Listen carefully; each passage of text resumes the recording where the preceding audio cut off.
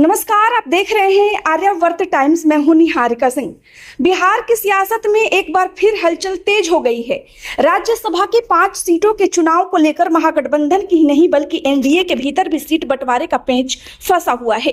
सवाल सिर्फ जीत का नहीं बल्कि हिस्सेदारी, सम्मान और भविष्य की राजनीति का भी है।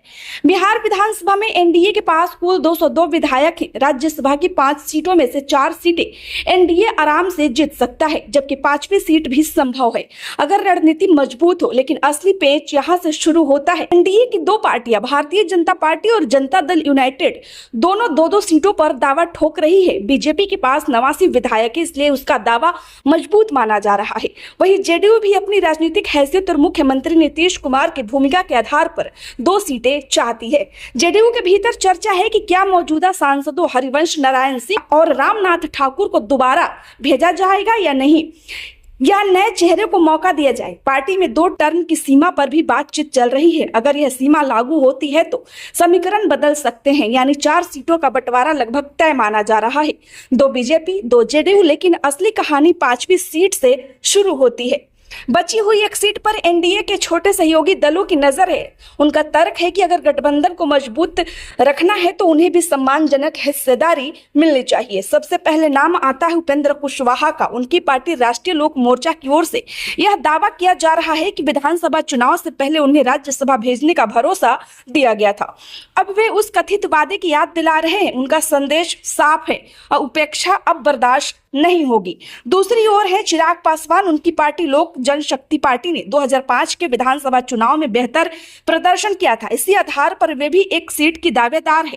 शुरुआत में उनकी मां के नाम की चर्चा थी, लेकिन चिराग ने साफ कर दिया कि ऐसा नहीं होगा। बावजूद इसके एलजेपी-आर पीछे हटने के मूड में नहीं दिख रही।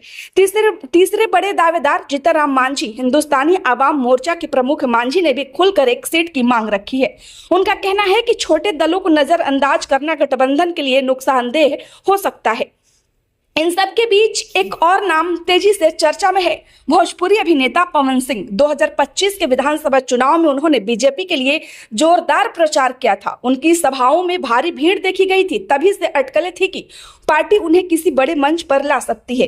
अगर बीजेपी उन्हें राज्यसभा भेजती है तो यह सिर्फ एक राजनीतिक फैसला नहीं बल्कि सांस्कृतिक और क्षेत्रीय संदेश भी हो सकता है। इससे पार्टी युवाओं और भोजपुरी भाषी क्षेत्र में मजबूत पकड़ बनाने की कोशिश कर सकती है। हालांकि अभी तक कोई आधिकारिक घोषणा नहीं हुई है। एनडीए की राजनीति हमेशा संतुलन की राजनीति रही। बिहार में गठबंधन की मजबूती का आधार ही सीटों का संतुलित बंटवारा है, लेकिन इस बार दावेदार ज्यादा है और सीट कम। अगर छोटे दलों को नजरअंदाज किया जाता है तो आने वाले विधानसभा चुनाव में इसका असर दिख सकता है। अगर बीजेपी या जेडीयू अपनी सीटें कम करती है तो अंदरूनी असंतोष भी बढ़ सकता है। क्या एनडीए आपसी सहमति से समाधान निकाल लेगा? क्या 5वीं सीट किसी छोटे सहयोगी को जाएगा या फिर बीजेपी जेडीयू में से कोई एक त्याग दिखाएगा? फिलहाल दिल्ली से लेकर पटना तक बैठकों का दौर जारी है।